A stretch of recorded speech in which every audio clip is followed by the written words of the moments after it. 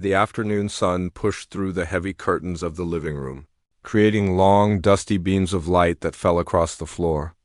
It was quiet in the house, the kind of silence that feels heavy, like it is pressing down on your shoulders. In the corner of the room stood a large black grand piano. It was a beautiful instrument, polished and shiny, but it looked lonely. It had been months since anyone had touched the keys. Mrs. Gable sat in her old armchair staring at the piano. She used to be the woman everyone wanted to hear. For 40 years, she had played in churches, at weddings, and in big concert halls. People used to tell her that her hands had magic in them. But when she looked down at her lap now, she didn't see magic. She saw two hands that were old, tired, and shaking uncontrollably. She tried to pick up the porcelain teacup from the small table next to her. It was a simple task, something a child could do easily. But for Mrs. Gable, it was a battle. Her right hand lifted off her lap, trembling like a leaf in a strong wind. The closer she got to the cup, the worse the shaking became. Her fingers jerked and spasmed. Just as she was about to wrap her fingers around the handle, a violent twitch hit her. Her hand knocked against the cup. Crash! The cup fell onto the hardwood floor, shattering into pieces. Hot tea splashed across the rug. Mrs. Gable froze. She didn't move to clean it up. She just sat there, staring at the broken porcelain with tears burning in her eyes. It wasn't about the cup. It was about what the broken cup represented. It was the proof that her body was betraying her. The doctors called it a progressive neurological condition. They used big medical words to explain why her brain couldn't control her muscles anymore. But Mrs. Gable didn't need the big words. She just knew that the woman who used to play the most difficult sonatas without a single mistake was gone. The sound of the front door opening broke the quiet. Her daughter Anna walked in, carrying a bag of groceries. She stopped in the hallway when she saw the mess on the living room floor. She dropped her bags gently and rushed over. "Mom, are you okay? Did you burn yourself?" Anna asked, her voice full of worry as she knelt down to pick up the pieces. Mrs. Gable pulled her shaking hands into her sleeves, hiding them. "I'm fine," she muttered, her voice sharp and cold. "It was just an accident. I'm clumsy. That's all." Anna looked up at her mother with soft eyes. She knew it wasn't clumsiness. "It's not your fault, Mom. You know that. It's just the tremors. Why don't you come into the kitchen? I'll make you a fresh cup. We can sit at the table." "I don't want a fresh cup," Mrs. Gable snapped, turning her face away. "I just want to be left alone." Anna sighed softly, finishing the cleanup. She was used to this mood. Ever since the diagnosis, her mother had been pulling away, building walls around herself. "You know," Anna said gently, standing up and brushing off her knees, "I saw an advertisement for a community concert next week. It's at the local center. Nothing fancy? They are looking for people to perform. I thought maybe you could play." Mrs. Gable laughed, but it was a bitter, dry sound. "Play? Look at my hands, Anna. I can't even hold a spoon without dropping it. How am I supposed to play a piano?" "You don't have to be perfect," Anna said, stepping closer. "People just want to hear you. It's been so long since you played. It makes you happy, or at least it used to." "That woman is dead," Mrs. Gable whispered, looking at the piano again. "The music is gone. There's no point in trying to get it back." She stood up slowly, using her walker to steady herself. She walked past her daughter, ignoring the offered hand of help. She moved toward the hallway, but she stopped right in front of the piano. She reached out a trembling hand, hovering it just above the keys. For a second, she remembered how it felt, the smooth ivory under her fingertips, the vibration of the strings, the power of controlling the sound. She wanted to play. She wanted to play so badly that her heart ached. She wanted to feel that rush of joy again. But fear held her back. She was terrified. She was terrified that she would sit down, hit a wrong note, and realize that her best days were truly over forever. That would hurt more than never playing again. That would be the final defeat. Instead of touching the keys, she pulled her hand back. She grabbed the heavy velvet dust cover that was draped over the back of the piano and threw it over the keys. It settled over the instrument like a shroud. "Don't ask me again, Anna," Mrs. Gable said, her voice trembling. "Please just let it go." She turned and walked slowly to her bedroom, closing the door with a soft click. The house went back to being silent. The piano sat in the corner, covered up and forgotten, while Mrs. Gable sat on the edge of her bed, holding her shaking hands in her lap, feeling like a prisoner in her own body. The silence felt louder than any applause she had ever heard. Winter had settled over the neighborhood, covering the rooftops in a thick layer of white, but inside Mrs. Gable's house, the atmosphere was just as cold and gray.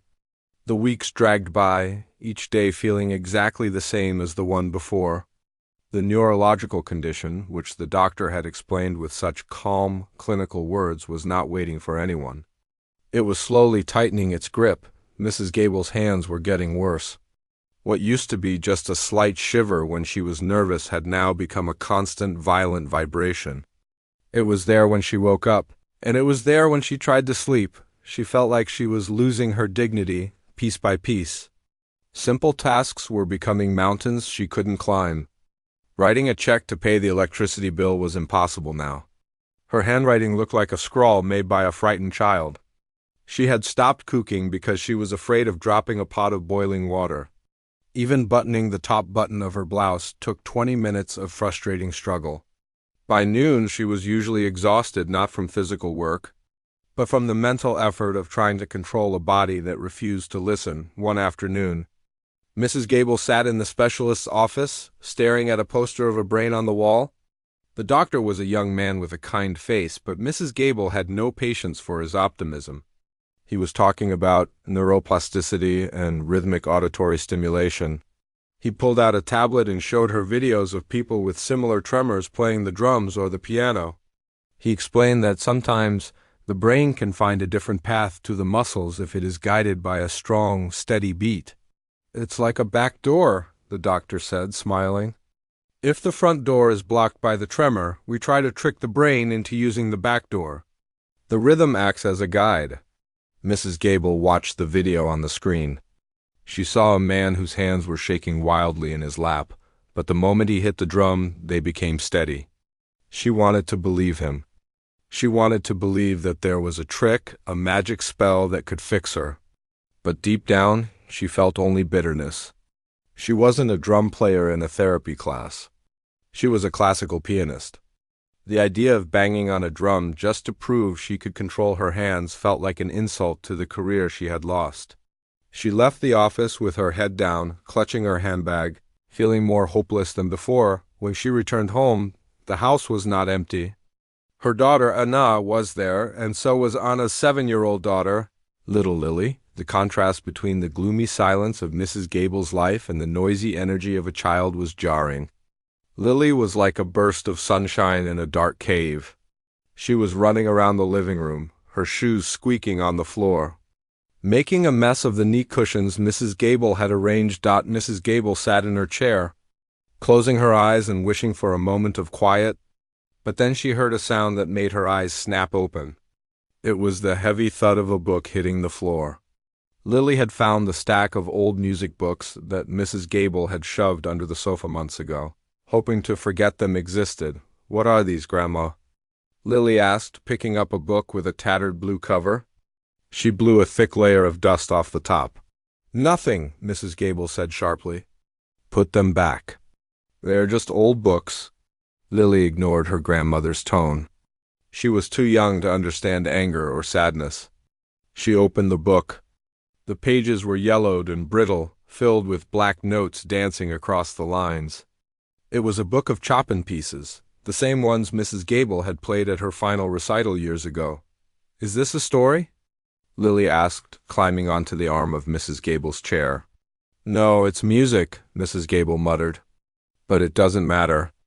I can't read it anymore."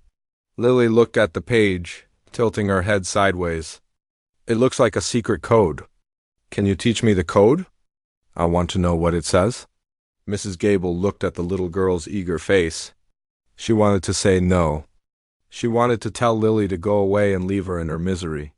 But looking at that music book was like looking at an old photograph. She remembered the smell of the paper, the feeling of anticipation before a performance. the joy of hitting the right chord. "I don't teach anymore," Mrs. Gable said softly. "You don't have to teach me to play," Lily said, sensing her grandmother's hesitation. She slid off the chair and walked over to the covered piano. She patted the black cloth. "Just tell me what the notes are. I can try to find them. I want to make a sound." Before Mrs. Gable could stop her, Lily pulled the heavy velvet cover off the piano. It slid to the floor with a whisper. The piano stood there, exposed, the keys staring at Mrs. Gable like 1,000 accusing eyes. She felt a panic rising in her chest. She hadn't looked at those keys close up since the day she locked the lid. "Come on, Grandma," Lily called out, patting the bench. "Just one note." Anna walked into the room with a tray of cookies. She saw her mother's pale face and the panic in her eyes. She knew this was a dangerous moment. It could end in tears and anger. But she also knew it might be the only chance. "Just show her where middle C is, Mom," Anna said gently. "That's all. She won't make you play." Mrs. Gable stood up slowly. Her legs felt heavy, like lead. She walked across the room, each step harder than the last. She sat down on the bench, the cold wood pressing against her thighs. She was so close to the keys that she could smell the faint scent of wood wax and old dust. It was a smell that brought back 1,000 memories. "Okay," Mrs. Gable whispered, her voice shaking. "Give me the book." Lily hopped up on the bench next to her, swinging her legs. She opened the book to the first page. "This one," she said, pointing to a note with a small, steady finger dot. Mrs. Gable looked at the note. It was an E-flat. She knew exactly where it was. She had played it 1,000,000 times. She lifted her right hand. As soon as her arm left her lap, the tremor began. It was a violent, jerking motion, her hand flopping back and forth like a fish on a dock. She tried to steady it with her other hand, but that was shaking too. She stopped, her hand hovering over the keys, inches away from making contact. The shame burned hot in her cheeks. She felt tears stinging her eyes. She couldn't even point to a single note without looking like a broken puppet. She started to pull her hand back, ready to flee the room. "No," Lily said. Her voice wasn't loud, but it was firm. The little girl reached out and grabbed Mrs. Gable's trembling hand. Her small hand was warm and surprisingly strong. She didn't try to force the shaking to stop. She just held it. "It's okay," Lily said, looking into her grandmother's eyes with a total lack of judgment. "You're shaking. That's okay. Just hold my hand." Lily guided Mrs. Gable's index finger toward the white keys. Mrs. Gable resisted at first, embarrassed by the loss of control, but Lily insisted. She pressed the grandmother's finger down onto the key. Clang, the note rang out, clear and deep. It wasn't perfectly hit, it was a bit hard, but it was a musical sound. It resonated through the piano, vibrating against the bench. Mrs. Gable froze. She stared at the key. She stared at her hand, which was still shaking violently even while resting on the key. But the sound had been steady. The note didn't stutter. It didn't tremble. It was pure. Lily smiled brightly. "I did it. We did it." Mrs. Gable looked at her granddaughter. She felt the warmth of the small hand covering hers. For months, she had been fighting her body, hating her hands, wishing the shaking would stop. But in this moment, for the first time, she wasn't fighting it.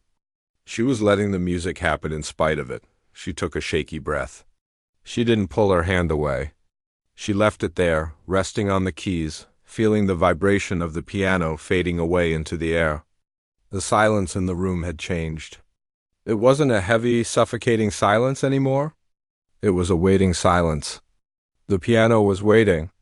That was, good, Mrs. Gable whispered, so quietly that Lily almost didn't hear her.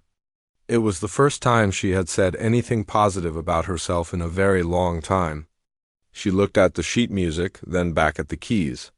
The fear was still there, huge and terrifying, but the wall she had built around herself had a tiny crack in it, and through that crack a little bit of light was starting to shine.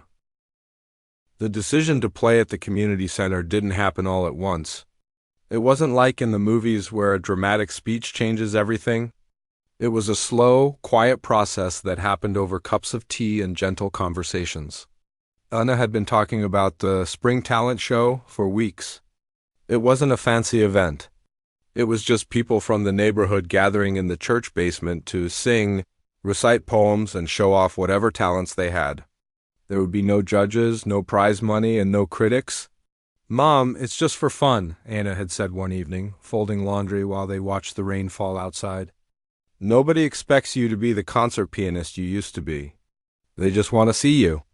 They miss you." Mrs. Gable had refused at first. The idea of sitting on a hard bench in front of strangers, struggling to control her own limbs, felt like a nightmare. But little Lily had a way of melting her defenses.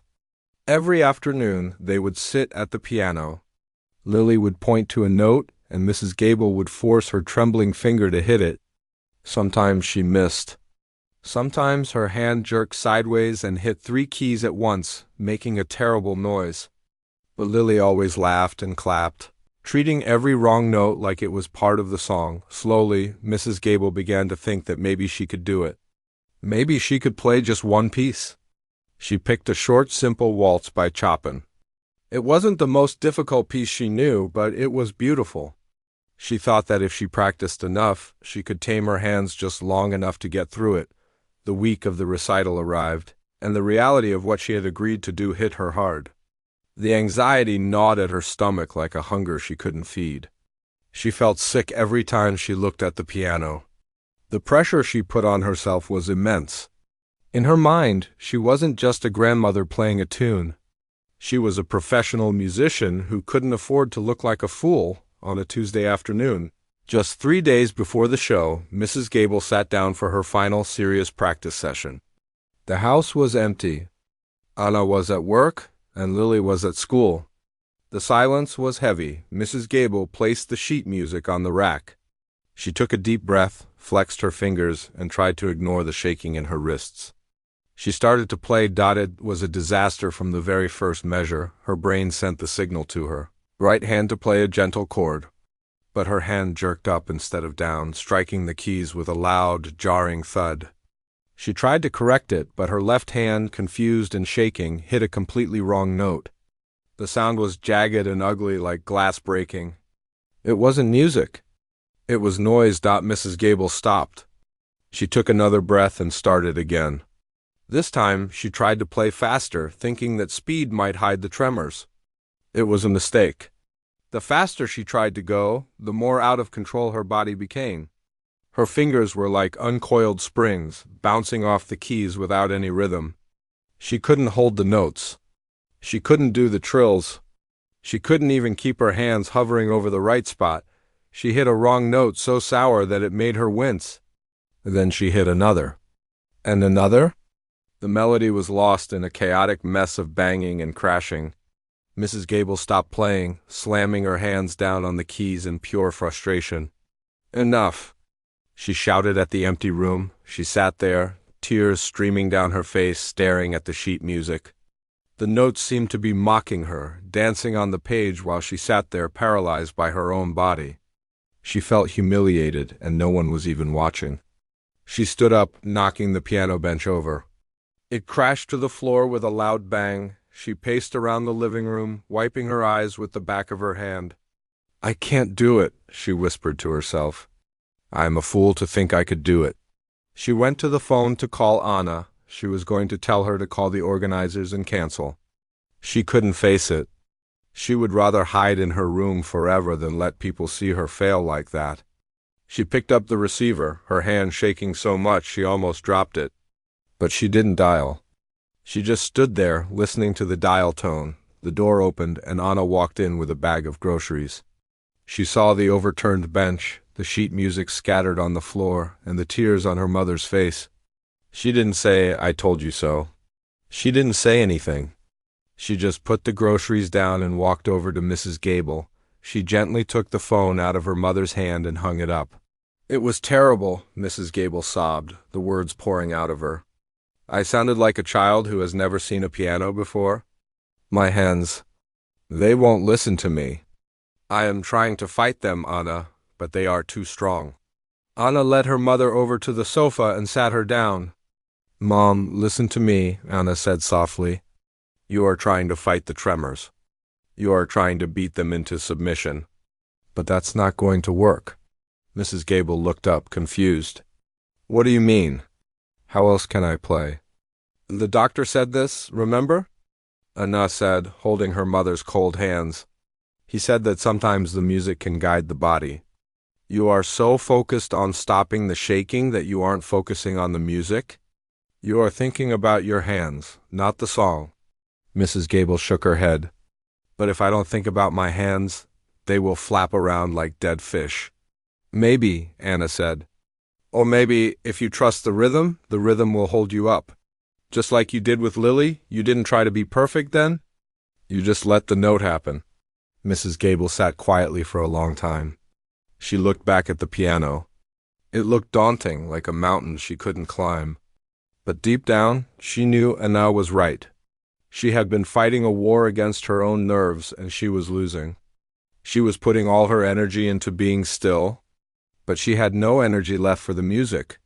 I don't know if I can change how I think, Mrs. Gable whispered. You don't have to change everything at once, Anna reassured her. Just try playing it slowly. Don't worry about how it sounds to other people. Play it for yourself. Play it to hear the melody, not to show off your technique.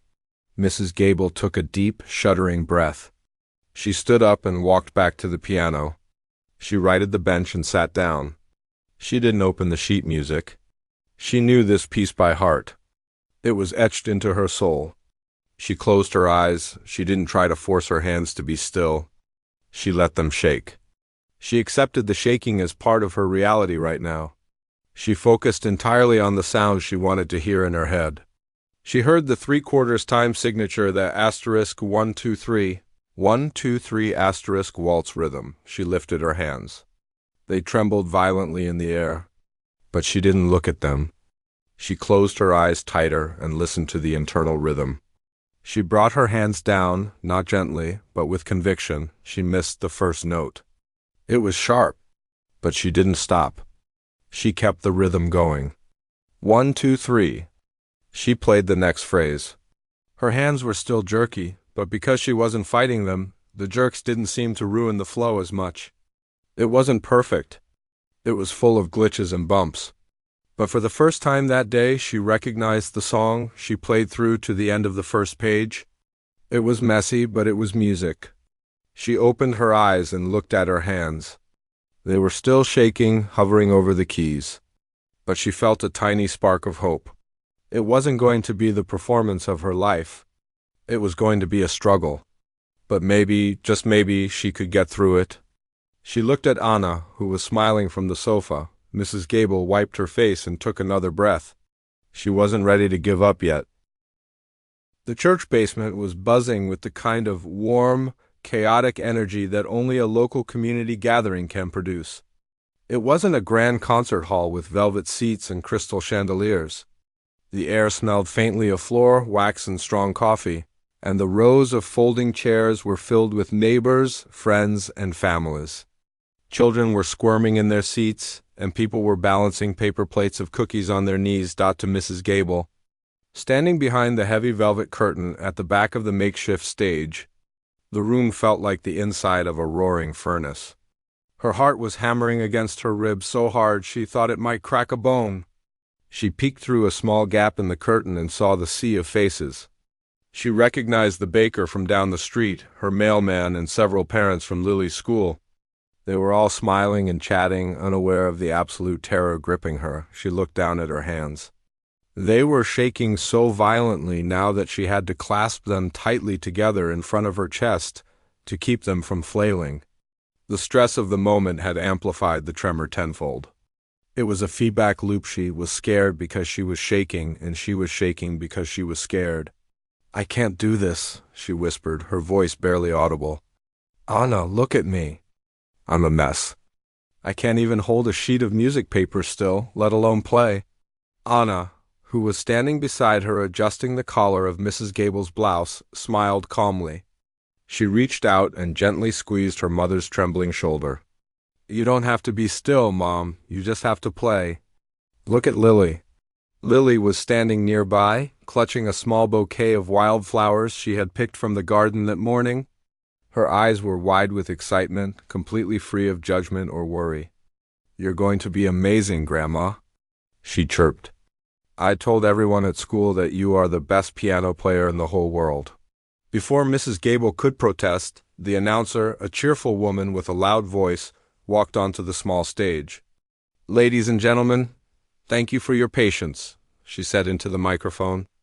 "Next up, we have a very special performance. Many of you know Mrs. Gable as a wonderful neighbor and friend. Tonight, she has graciously agreed to play for us. Please welcome her to the stage." A polite ripple of applause moved through the room. It wasn't a roar, but to Mrs. Gable it sounded like thunder. This was it. There was nowhere to run. Anna gave her a gentle nudge forward. Mrs. Gable gripped her walker until her knuckles turned white. Every step felt heavy, as if her shoes were made of lead. She walked out from behind the curtain. The lights overhead were bright, forcing her to squint. The chatter in the room died down instantly as people saw her struggling to walk down the 2 small steps to the stage floor. It wasn't a pitying silence, but a respectful one. They could see the physical effort it took for her to just be there. They knew what she was fighting against. She reached the piano in the center of the stage. It was an old upright piano, nothing like the beautiful Steinway she had at home, but it looked sturdy enough. She turned around slowly and sat down with a soft thud. The bench was a little lower than she liked, but there was no time to adjust it now. She was trapped there, exposed in the bright light. With 50 pairs of eyes fixed on her, she placed her shaking hands in her lap for a moment, trying to compose herself. She could feel the sweat trickling down the side of her face. The tremor in her hands was so strong that the fabric of her dress was vibrating. Panic began to rise in her throat, choking her. They are waiting for a disaster, she thought. They are waiting to see the old lady fail. She took a deep, shuddering breath and closed her eyes. She had to block everything out, the lights, the people, the fear. She remembered what Anna had said. Stop fighting it. She visualized the music in her mind. She didn't see notes on a page. She saw a wave. A slow, rolling wave of sound. Mrs. Gable lifted her hands from her lap. The audience held its collective breath. Her hands were jerking violently in the air, looking like broken puppets. She brought them down over the keys. The moment her fingers touched the ivory, something strange happened. She struck the first chord. It wasn't perfect. One finger landed a split second late, blurring the sound slightly. But it was a chord. The sound rang out, deep and resonant. For that split second, the vibration of the piano string traveled up her finger and into her arm. It felt like an anchor. Her brain immediately wanted to panic, waiting for the tremors to ruin the next note. But instead of jerking away, she moved with the spasm. She let her hand flow to the right, anticipating the jerk, and landed on the next note perfectly. It was a strange, fluid motion. She wasn't forcing her hand to be still. She was letting the music catch the shaking dot as she moved into the main melody of the waltz. The rhythm took over. The music demanded a specific pulsa *1 2 3, 1-2-3 Mrs. Gable's brain, which was usually sending chaotic, mixed signals to her muscles, suddenly latched onto that pulse. It was like a train finding its track. The complex, random shaking smoothed out into a purposeful, rhythmic movement. Her hands were still vibrating, but the vibration was now matching the beat of the song. She wasn't playing perfectly. There were little glitches and stutters, but they didn't sound like mistakes. They sounded like emotion. It was a raw, gritty performance. The piano seemed to roar under her hands, louder and more confident than she felt. Mrs. Gable opened her eyes and looked down at the keys. She was mesmerized. Her fingers, which could not hold a teacup 5 minutes ago, were flying across the keyboard. They were dancing. It wasn't a smooth, graceful dance of a 20-year-old prodigy. It was a desperate, powerful dance of someone refusing to give up. The harder the music got, the more focused her hands became. The tremors were no longer her enemy. They were the fuel that drove the momentum. She reached the climax of the piece, a fast run of notes ascending the scale. She didn't think. She didn't try to control each finger. She just trusted the rhythm she had practiced in her head. Her left hand pounded the bass notes, steady as a rock, providing a foundation for her trembling right hand. She hit the run. Her fingers skipped up the keys, a blur of motion, and she struck the final high note with a clarity that shocked even her. She held her hands in the air, hovering over the keys, her chest heaving. Her heart was racing, but for the first time in years it wasn't from fear. It was from exhilaration. The final note faded into the rafters of the church basement. Hanging in the air like magic, for a second, there was total, stunned silence. Mrs. Gable froze, terrified that the silence meant they hated it. She started to pull her hands back into her lap. Then a man in the front row began to clap. He was a large man with a gray beard, and he wasn't just clapping politely. He was clapping hard. A woman next to him joined in. Within seconds, the whole room erupted into thunderous applause. People were standing up. Lily was jumping up and down near the stage, clapping her hands over her head and cheering. Mrs. Gable looked out at the standing ovation. She saw Anna wiping away tears with a crumpled tissue. She looked back at her hands. As the music stopped, the tremors slowly returned, chaotic and uncontrolled again. But for the first time, she didn't look at them with hatred. She smiled, a genuine, beaming smile that lit up her face. She had done it. She had walked through the fire, and the music had saved her. The thunder of the applause seemed to echo in Mrs. Gable's ears long after she had walked off the small stage. It wasn't the polite clapping you give to a child who has just stumbled through a nursery rhyme. It was a roar of genuine respect. People were standing, some were wiping their eyes, and others were whistling. Mrs. Gable kept her head down, gripping her walker tightly as she made her way to the side of the room. Her heart was beating so fast she thought she might faint, but for the first time in a long time, it wasn't a heart beating out of fear. It was beating out of shock and wonder. Lily came running over, her pigtails bouncing, and thrust a bouquet of slightly wild, crushed flowers into Mrs. Gable's hands. "You did it! You did it!" The little girl screamed, hugging Mrs. Gable's legs tight. "You were the best one." Anna was right behind her, crying happy tears. She didn't say anything. She just wrapped her arms around her mother's shoulders and held her.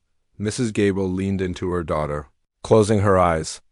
She felt exhausted, every muscle in her body aching from the tension and the effort of controlling the performance. But she also felt a strange lightness, as if a heavy stone had been rolled off her chest. They didn't stay for the rest of the show. Mrs. Gable was too drained, and the adrenaline that had kept her going was starting to fade, leaving her feeling shaky and weak. Anna drove them home slowly, the car warm and quiet. Mrs. Gable sat in the passenger seat, looking out the window at the streetlights flickering by. She looked down at her hands, resting in her lap. The moment was over, and the reality of her condition was creeping back in. Her hands were trembling again, twitching against her coat. The magic hadn't cured her. The tremors were still there, waiting for her. When they got home, the house was dark and quiet, just as she had left it. Anna helped her mother into the living room and settled her into her armchair. "I'll make us some tea," Anna said softly. "You rest." "You were amazing tonight, Mom. Truly amazing." Mrs. Gable nodded, but a wave of sadness washed over her. She looked at the piano standing in the corner. The lid was still open, exposing the keys. It looked different to her now. It didn't look like a tombstone for a dead career anymore. It looked like a tool. But she was terrified. She was terrified that the performance tonight was just a fluke, a one-time miracle that would never happen again. The next morning, the sun came up as usual, and with it came the harsh reality of daily life. Mrs. Gable woke up and immediately reached for the glass of water on her nightstand. Her hand jerked spastically, knocking the glass over before she could get a grip. Water spilled onto the bedside table. She stared at the mess, her heart sinking. The high from the night before evaporated instantly. She was still an old woman with a broken body. She felt foolish for thinking anything had changed. She spent the morning moving slowly through her routine. Every button she tried to fasten was a battle. Every step she took required intense concentration. She felt the frustration bubbling up in her throat, that familiar, angry voice telling her to just give up, to stay in bed, to accept that she was helpless. Around noon, she sat in the kitchen watching Anna make soup. She was quiet, withdrawn. "What is it, Mom?" Anna asked gently, stirring the pot. "I thought you would be happy after last night. Everyone is still talking about it." Mrs. Gable looked at her hands. They were lying on the table, shaking slightly. "I'm happy about last night," she said quietly. "But look at me, Anna. I can't even butter a piece of toast without making a mess. Last night, it feels like a dream, like it happened to someone else. Today I am just back to being useless." Anna put down the spoon and came over to the table. She pulled out a chair and sat across from her mother. "You are not useless," Anna said firmly. "Last night proved that. You think the point was that your hands stopped shaking, didn't it?" Mrs. Gable asked, looking up with wet eyes. "No," Anna said, reaching out to hold her mother's trembling hand. "The point wasn't that you were cured. The point was that you didn't let the shaking stop you. You found a way to work with it.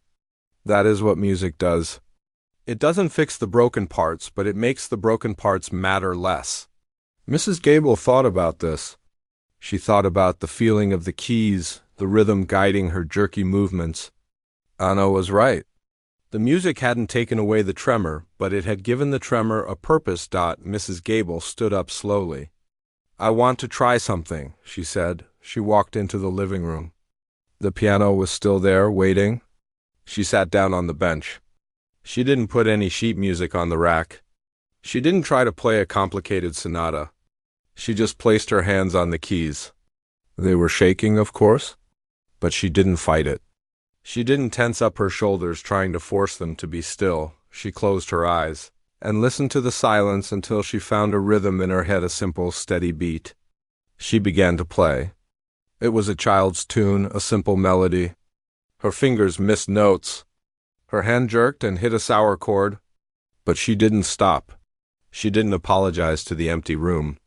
She just kept playing, letting the mistakes roll off her like water off a duck's back. She wasn't the perfect concert pianist anymore.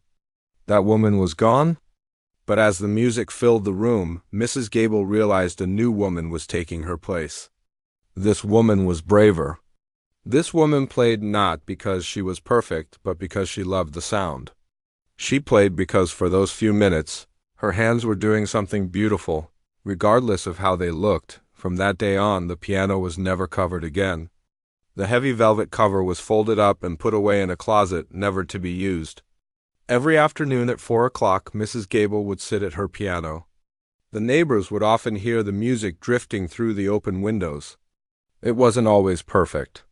Sometimes there were stumbles and hesitations. But anyone listening closely could hear the emotion behind the notes. It was the sound of someone refusing to be silenced. Weeks later, Mrs. Gable sat at the piano with Lily beside her. Lily was trying to play a simple scale, her small fingers fumbling. "My hand is shaking, Grandma," Lily pouted, frustrated that she couldn't play it perfectly. Mrs. Gable smiled gently. She reached over and placed her own trembling hand over Lily's small, steady one. "That's okay, my love," Mrs. Gable said softly. "Sometimes our hands have their own ideas. You just have to let the music tell you where to go. The music will do the rest." And together they played a duet. It wasn't a masterpiece for the history books, but it was a masterpiece of life. The old grandmother and the young granddaughter, 4 hands on the keys, making a joyful noise that rose above the tremors, the fear, and the silence. Mrs. Gable closed her eyes and played, realizing that while her hands would always tremble, her heart was finally steady.